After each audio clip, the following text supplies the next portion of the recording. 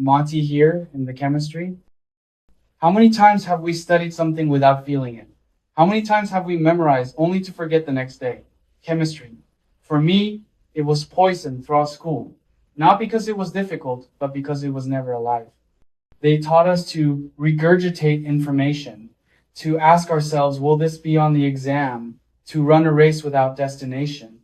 They never showed us the magic. They never told us we were studying the gods. My brain shut down, closed itself off, and with good reason. I never liked studying for exams. I liked learning, but what I experienced in school was something else. We didn't learn, they trained us to spit out data. Most teachers taught from that logic. This is in, this isn't, this is what you need to know. In chemistry, I was so bored that I felt I was running a race to fill my head with information that would disappear the next day. They never showed us the magic of chemistry, nor of mathematics, and my brain blocked itself to it. I remember my last chemistry exam. I couldn't finish it. Probably the last one I turned in was drawings I had made, nothing related to what we had studied. It was my silent surrender to a system that asked me to memorize what my soul couldn't understand without feeling. Chemistry became my shadow, that dark place where we store what we couldn't integrate. And like all shadows, it was only waiting for the moment to become light. The grandmother's call. Several years ago, my guides told me something I immediately rejected. I should do ayahuasca. I refused emphatically. My connection was pure, I thought. I didn't need anything external. I didn't need plants or ceremonies. I was enough. I believed that my way of connecting with the invisible was clean, direct, without intermediaries. Why would I need anything else? But life has curious ways of showing us when we've lost ourselves, when we've forgotten that purity is not isolation, but integration. I was in Mendoza, Argentina, completely lost, not knowing where to go. My entire being had disconnected, like a loose cable in the middle of a storm. I had lost my north, I had lost my center, and in that profound emptiness, I understood that I needed to begin something new, that returning to the roots was not going backward, but remembering who I was before, believing myself separated from everything. I accepted. I crossed into Chile, and there, in ceremony, everything began to change. The Hindu world I didn't know. When the medicine entered my body, something completely unexpected happened. My entire inner world became Hindu, a culture with which I felt no connection whatsoever, a tradition I knew nothing about, with which I had never worked or studied. And yet, everything the grandmother spoke to me came from there. Deities I didn't know appeared before me. Symbols I had never seen unfolded in my vision. Mantras I had never heard resonated in my chest. I didn't understand what was happening. Why India? Why those gods? I came from other traditions, other paths. But the medicine doesn't ask. It simply shows us what we need to see. And in the midst of that strangeness, a phrase pierced my chest like lightning, like a truth that had been waiting my entire life to be heard. If you came to this world in service of the mother, why do you deny her kingdoms? That question turned my head around, broke me, rebuilt me.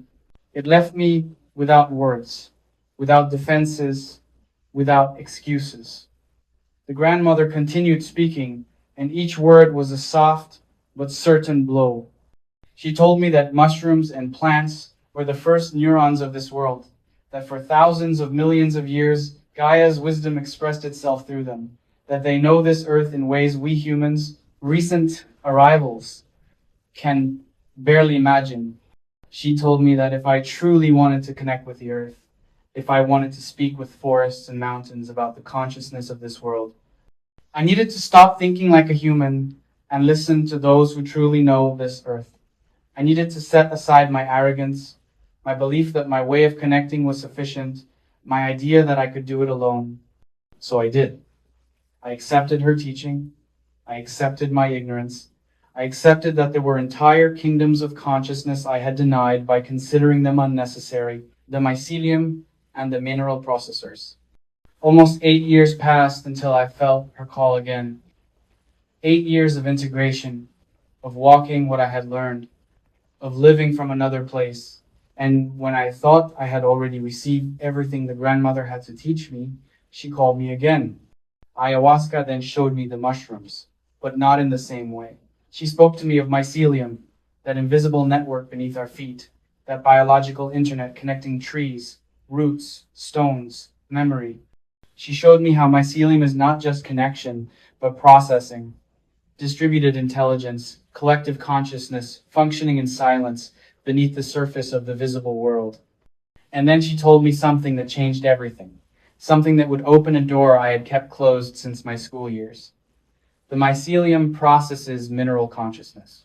Speak with them. Mineral consciousness.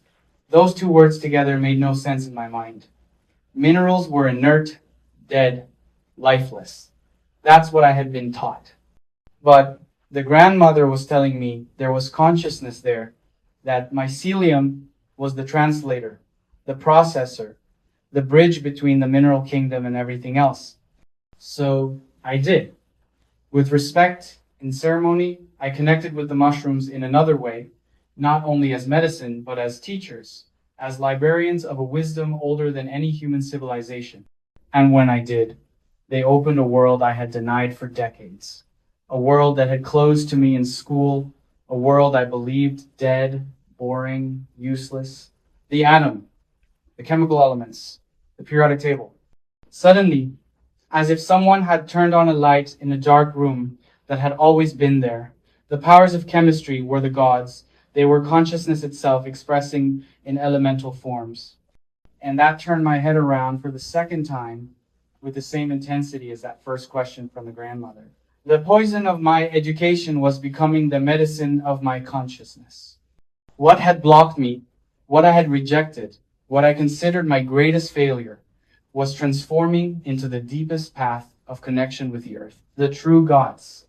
The stories the elements began to tell me led me to an expansion I hadn't felt since my childhood, since those years of puberty where everything was possible, where the universe fit in a single glance, where there was no separation between me and the cosmos. An expansion I had forgotten by living so much as human, by believing myself separated, by inhabiting only the surface of what we are. Because the true gods and goddesses are not in distant temples. They don't dwell only in inaccessible dimensions. They don't hide behind mystical veils. They are here, now, in every breath we take, in every heartbeat we feel, in every movement we make. Hydrogen, oxygen, carbon, nitrogen, calcium, iron. The elements of the periodic table began telling me their story. And that story is what I continue discovering, day by day, breath by breath, atom by atom. I had forgotten that we are made of them, that they are part of us in every instant, that we are them. There is no difference, no separation, only the forgetting, only the illusion that we are something apart from the universe that created us. We are stardust with memory, stellar consciousness, walking on earth, elements gathered in a dance we call life. The mushrooms showed me that each element has personality, has history, has purpose, that the iron running through our veins was forged in the heart of a dying star, that the calcium holding our bones was born in the violent explosion of a supernova, that the carbon forming every cell of our body is the same carbon that forms diamonds, trees, mountains. They are not abstract concepts. They are living forces. They are ancient consciousnesses. They are the gods who decided to unite, combine, create complexity, until forming this we call humanity. Chemistry as a path. Perhaps I didn't have to learn chemistry in school the way they taught it to me. Perhaps I didn't have to memorize valences or valence meaningless equations, filling papers with empty symbols that connected me to nothing. Perhaps I only had to feel it, live it, let it speak to me from within. To feel that every time we breathe, we are breathing the gods, that every time we eat, we are eating stellar consciousness, that every time we move, it is millennial forces dancing in us. To understand that we are not users of matter, but matter itself becoming conscious of itself. From that day on, chemistry became my path through the world, not as an academic discipline, but as living language, as geography of the space we inhabit, as a map of the territorial forces that compose us. Because if in the previous text we spoke of the calendar, of the time that moves us through lunar and stellar cycles. Now we speak of the space in which we move, of the territory we are. And that space is not empty. It is full. It is made of elements, of forces, of ancient consciousnesses that decided to unite to create mountains, rivers, forests, bodies, to create us, so that we could someday remember that we are them, that we always were them, that we never stopped being them, the epic journey they never told us about. Sometimes I wonder what would have happened if in school they had taught us chemistry this way, if instead of memorizing they had invited us to feel, if instead of exams they had given us ceremonies, if instead of new periodic tables they had shown us sacred maps of the forces that compose us. Perhaps I wouldn't have needed poison to find medicine. Perhaps I wouldn't have needed to close myself to then open. Or perhaps, yes, perhaps that was my path. Perhaps I had to reject to then embrace with more depth. But now we are here, and we can choose how we look at chemistry, how we relate to the elements, how we honor the gods we breathe. We can continue seeing them as dead concepts in a textbook, or we can begin to see them as what they are, the most ancient forces of the universe dwelling in us, waiting for us to recognize them, to feel them, to remember we are one with them. Because turning one of the most boring subjects in school into an epic journey toward the universe and beyond is not only possible, it is necessary. It is the path back home. It is remembering that we don't study chemistry, we are chemistry. That we don't learn about the elements, we are the elements learning about themselves. And when we remember it, when we feel that truth in every cell of our body, everything changes. The periodic table becomes a sacred map.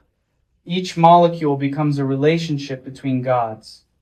Each breath becomes an act of communion with the cosmos. The grandmother was right from the beginning. If we came to this world in service of the mother, we cannot deny her kingdoms, because we are the kingdom. We are space made conscious. We are the gods who created us, remembering themselves in human form. Therefore, I launch these questions to everyone. Are we conscious of what we are made of?